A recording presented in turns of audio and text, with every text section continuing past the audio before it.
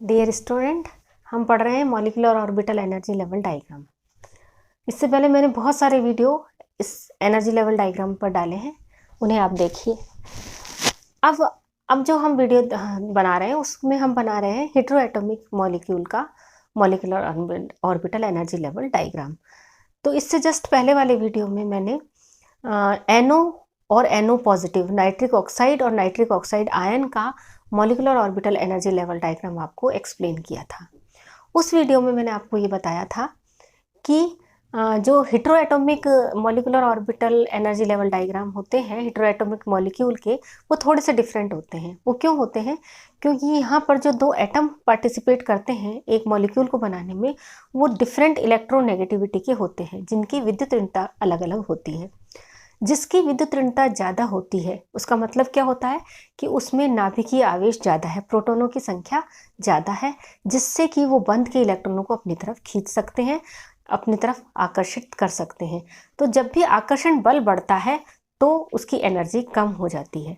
तो फिर जो ऐसा एटम जिसकी की इलेक्ट्रोनेगेटिविटी ज़्यादा है उसकी एनर्जी कम होगी। तो जब हम एनर्जी लेवल डायग्राम बनाएंगे तो जिसकी ज़्यादा विद्युत ऋणता है उस एटम को हम थोड़ा सा नीचे एनर्जी पर दिखाएंगे, और जिसकी विद्युत ऋणता कम है उसे हम थोड़ी ऊपर एनर्जी लेवल पर दिखाएंगे। ठीक है। जब बंध बनते हैं तब भी क्या होता है कि जिसकी विद्युत ऋणता ज़्यादा होती है बॉन्ड के इलेक्ट्रॉन उसकी तरफ चले जाते हैं। तो जो मॉलिक्यूलर ऑर्बिटल, बॉन्ड के इलेक्ट्रॉन किस में रहते हैं? मॉलिक्यूलर ऑर्बिटल में। तो जो आणविक कक्षक है वो किसके ज़्यादा समीप होते हैं? जिसकी विद्युत ऋणता अधिक है। इस बात को हमें ध्यान में रखना है।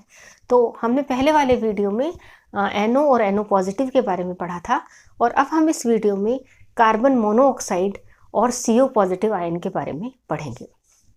कार्बन मोनोऑक्साइड CO में दो एटम पार्टिसिपेट करते हैं, एक कार्बन और दूसरा ऑक्सीजन। तो विद्युत ऋणता ऑक्सीजन की ज़्यादा है, ऑक्सीजन पर नाभिकीय आवेश ज़्यादा है, तो ऑक्सीजन की विद्युत ऋणता ज़्यादा है और कार्बन की कम। तो जब भी हम इसका molecular orbital energy level diagram बनाएंगे तो ऑक्सीजन का जो एनर्जी लेवल है उसे हम नीचे की तरफ रखेंगे, थोड़ा नीचे रखेंगे, और जो कार्बन का ऑक्सीजन लेवल है उनको थोड़ा सा ऊपर की तरफ रखेंगे। तो यहाँ देखते हैं हम किस तरह से इसका मॉलिक्यूलर ऑर्बिटल डायग्राम बनाएंगे। आइए। तो यहाँ पर जब हम ये डायग्राम बना रहे हैं तो यहाँ पर एक कार्बन है और दूसरा ऑक्सीजन। ठीक है। ऑक्सीजन की विद्युत ऋणता ज़्यादा है, तो ऑक्सीजन की विद्युत ऋणता ज़्यादा होने के कारण ये जो बॉन्ड के इलेक्ट्रॉन है वो थोड़ा सा ऑक्सीजन के जो मॉलिक्यूलर एटॉमिक ऑर्बिटल है वो नीचे एनर्जी लेवल पर है। ये एनर्जी का बढ़ता हुआ क्रम है। यहाँ पर कार्बन की जो एनर्जी ऑर्बिटल है वो अधिक ऊर्जा स्तर पर स्थित है और ये थोड़े से नीचे है। देखिए ये यहाँ है तो ये थोड़ा सा नीचे है, इसी तरह ये और ये, तो ये थोड़ा थोड़ा नीचे की तरफ रहते हैं, और कार्बन की जो एनर्जी लेवल्स हैं एटॉमिक ऑर्बिटल के वो थोड़ा ऊपर की तरफ होते हैं। इस तरह से अब हम कैसे बनाएंगे? तो सबसे पहले तो हमें कार्बन मोनोऑक्साइड का कॉन्फ़िगरेशन देखना है। कार्बन का जो कॉन्फ़िगरेशन है वो 1s2 2s2 2p2। ठीक है। और ऑक्सीजन का है 1s2 2s2 और 2p4। ये है इन दोनों का इलेक्ट्रॉनिक कॉन्फ़िगरेशन। तो यहाँ पर ये है कार्बन और ये है ऑक्सीजन। कार्बन पर 1s में 2 इलेक्ट्रॉन है, 2s में 2 इलेक्ट्रॉन है और 2p में 2 इलेक्ट्रॉन है। ये है 2p। इसी तरह ऑक्सीजन में 1s में 2 इलेक्ट्रॉन है, 2s में 2 इलेक्ट्रॉन है और 2p में यहाँ 4 इलेक्ट्रॉन है, 1 2 3 एंड 4। ये 1s को हम नहीं दिखाएंगे, ये मैं आपको पहले एक्सप्लेन कर चुकी हूँ कि क्यों नहीं दिखाएंगे। नेक्स्ट है 2s।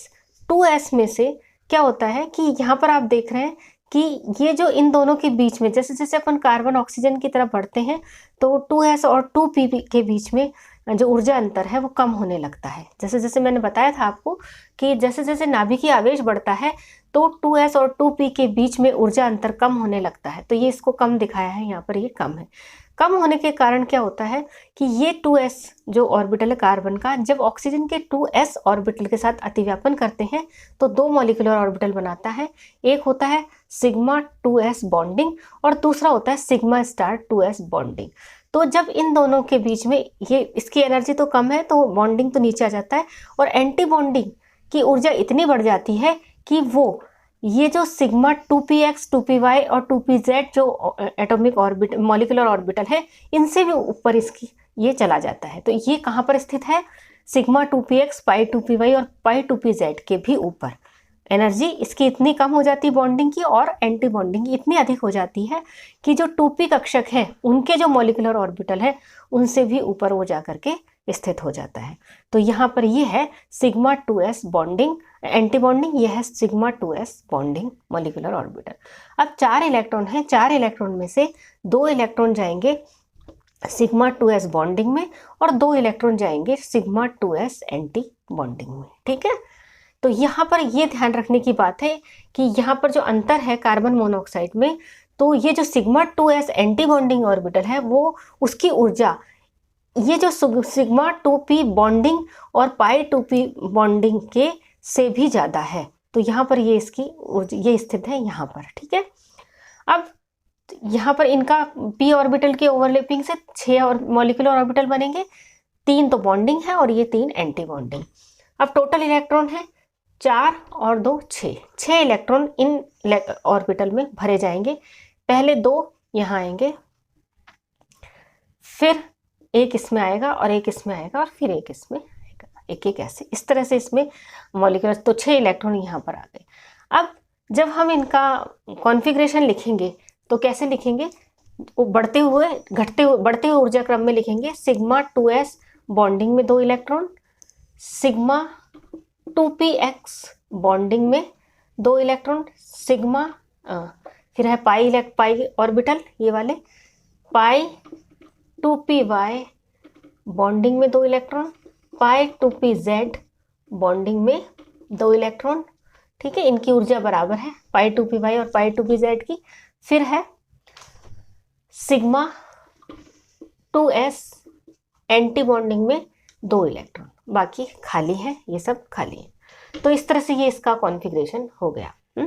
यानी जब भी इलेक्ट्रॉन ऐसे जो मॉलिक्यूल है इसमें से इलेक्ट्रॉन कहाँ से निकलेगा, सिग्मा 2s एंटी बॉन्डिंग से, है ना।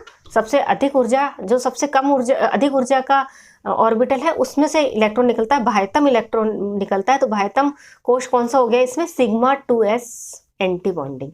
तो यहाँ पर इलेक्ट्रॉन जब निकलेंगे सिग्मा 2s एंटी बॉन्डिंग से, बॉन्ड जब भी इलेक्ट्रॉन यहाँ से कार्बन मोनोऑक्साइड में से यदि कोई इलेक्ट्रॉन निकाला जाएगा तो कहाँ से निकलेगा, सिग्मा 2s एंटी बॉन्डिंग से, ना कि इन तीनों में से। ठीक है, तो ये हुआ इसका कॉन्फ़िगरेशन। अब यदि हम इसकी पैरामैग्नेटिक और डायमैग्नेटिक नेचर देखेंगे तो क्या होगा कि हम देखेंगे कि इन सभी मॉलिक्यूलर ऑर्बिटल में कोई भी इलेक्ट्रॉन अनपेयर्ड नहीं है, सारे इलेक्ट्रॉन युग्मित है, पेयर्ड है। तो इसकी नेचर हो गई डायमैग्नेटिक। ठीक है, अब इसका हम बॉन्ड ऑर्डर देखेंगे, बंध क्रम देखेंगे। बॉन्डिंग में इलेक्ट्रॉनों की संख्या, ये है बॉन्डिंग और ये 3 बॉन्डिंग, तो ये 2 ये और 3 इनमें 6 इलेक्ट्रॉन, 6 और 2 8, यानी टोटल 8 इलेक्ट्रॉन तो है बॉन्डिंग में और एंटी बॉन्डिंग में है 2 इलेक्ट्रॉन। तो 8 - 2/2 यानी 6/2 = 3। यानी कार्बन मोनोऑक्साइड का बॉन्ड ऑर्डर है 3, यानी कार्बन और ऑक्सीजन एटम के बीच में जो बॉन्ड है, मॉलिक्यूल में जो बॉन्ड है वो है ट्रिपल बॉन्ड। तो ट्रिपल बॉन्ड बहुत ज़्यादा स्थायी है, उसको तोड़ने के लिए बहुत ज़्यादा ऊर्जा की आवश्यकता होती है, इसलिए ये कार्बन मोनोऑक्साइड का जो मॉलिक्यूल है वो बहुत ज़्यादा स्थायी होता है। ठीक है, अब हम इसी को देखते हैं CO पॉजिटिव में, कार्बन मोनोऑक्साइड आयन में, है ना। तो कार्बन मोनोऑक्साइड आयन कैसे बनेगा, एक कार्बन से और एक ऑक्सीजन प्लस से।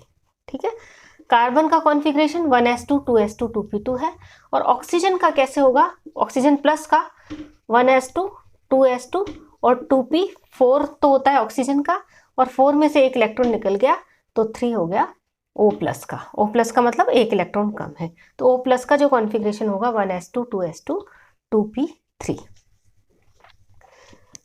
अब हम यहाँ पर इसका देखते हैं कि ये है कार्बन और ये दूसरा ऑक्सीजन प्लस। कार्बन का तो सेम रहेगा कॉन्फ़िगरेशन 1s2 2s2 2p2, लेकिन ऑक्सीजन का, ऑक्सीजन प्लस में 2 इलेक्ट्रॉन है, इसमें 2 इलेक्ट्रॉन है 2s में, और 2p में है 3 इलेक्ट्रॉन। यहाँ पर टोटल हो गए 3 इलेक्ट्रॉन। ठीक है, यहाँ पर है 3 इलेक्ट्रॉन, है ना। अब कॉन्फ़िगरेशन जब हम बॉन्ड बनेगा तो कैसे होगा, 2 इलेक्ट्रॉन, 4 इलेक्ट्रॉन में से सिग्मा 2s में 2 इलेक्ट्रॉन जाएंगे सिग्मा 2s बॉन्डिंग में और 2 इलेक्ट्रॉन जाएंगे एंटी बॉन्डिंग में। ठीक है, अब यहाँ हुए 3 और 2 5, तो 5 इलेक्ट्रॉन में से 2 इसमें आएंगे, 2 इसमें आएंगे और यहाँ 6 इलेक्ट्रॉन, यहाँ से एक इलेक्ट्रॉन निकल के एक इलेक्ट्रॉन इसमें जाएगा 5 में से, वैसे तो क्या होगा एक इलेक्ट्रॉन इसमें आएगा, 2 2 4 और 5, 3 और 2 5 में से 5 इलेक्ट्रॉन ये, लेकिन इसकी एनर्जी कम है तो यहाँ से एक इलेक्ट्रॉन निकल करके, जो अधिक ऊर्जा के पास 2 इलेक्ट्रॉन है ना, तो वो इलेक्ट्रॉन निकल के कहाँ चला जाएगा, कम ऊर्जा स्तर में। तो इस तरह से यहाँ इसमें तो 6 ही रहेंगे, लेकिन एंटी बॉन्डिंग में 1 रह जाएगा। ठीक है, तो यहाँ पर जो बॉन्ड ऑर्डर है कैसे निकालेंगे, तो इसका सबसे पहले हम इसकी कॉन्फ़िगरेशन लिख देंगे। कॉन्फ़िगरेशन कैसे लिखेंगे, सिग्मा 2s बॉन्डिंग में 2 इलेक्ट्रॉन, सिग्मा 2px बॉन्डिंग में 2 इलेक्ट्रॉन, पाई 2py बॉन्डिंग में 2 इलेक्ट्रॉन, पाई 2pz बॉन्डिंग में 2 इलेक्ट्रॉन, और फिर सिग्मा 2s एंटी बॉन्डिंग में 1 इलेक्ट्रॉन। ठीक है, यहाँ पर 1 इलेक्ट्रॉन। अब इसकी नेचर हम देखेंगे, डायमैग्नेटिक है या पैरामैग्नेटिक। तो आप देखेंगे कि यहाँ पर जो 1 इलेक्ट्रॉन है, एक जो मॉलिक्यूलर ऑर्बिटल है उसमें एक ही इलेक्ट्रॉन है, अनपेयर्ड इलेक्ट्रॉन है, तो नेचर कैसी हो गई इसकी, पैरामैग्नेटिक। इसकी नेचर हो गई पैरामैग्नेटिक। ठीक है, अब हम इसका बॉन्ड ऑर्डर देख लेंगे। बॉन्ड ऑर्डर कैसे निकालेंगे, बॉन्डिंग में इलेक्ट्रॉनों की संख्या 6 और 2 8, एंटी बॉन्डिंग में इलेक्ट्रॉन की संख्या 1 ना, तो ये हो गया 8 - 1/2 is equal to 7/2 is equal to 3.5। यानी जो बॉन्ड ऑर्डर है CO प्लस का वो 3 से भी ज़्यादा है। ये तो CO का तो है 3 और CO प्लस का 3 से भी ज़्यादा, एक आधा बॉन्ड और है। तो इन दोनों में से कौन ज़्यादा स्थायी हुआ, वो स्थायी हुआ जिसका बॉन्ड ऑर्डर ज़्यादा होता है। तो CO plus is more stable then CO। इसके कौन ज़्यादा स्थायी है, CO प्लस ज़्यादा स्थायी है बजाएगी CO के। तो ये था कार्बन मोनोऑक्साइड का molecular orbital energy level diagram. इसमें यदि आपको कुछ समझ में नहीं आया तो आप मुझे कमेंट बॉक्स में आके पूछ सकते हैं, या इसे मैं आपके व्हाट्सएप ग्रुप पे शेयर करूँगी, वहाँ पर यदि आपको कुछ पूछना है तो आप पूछ सकते हैं। Okay, thank you.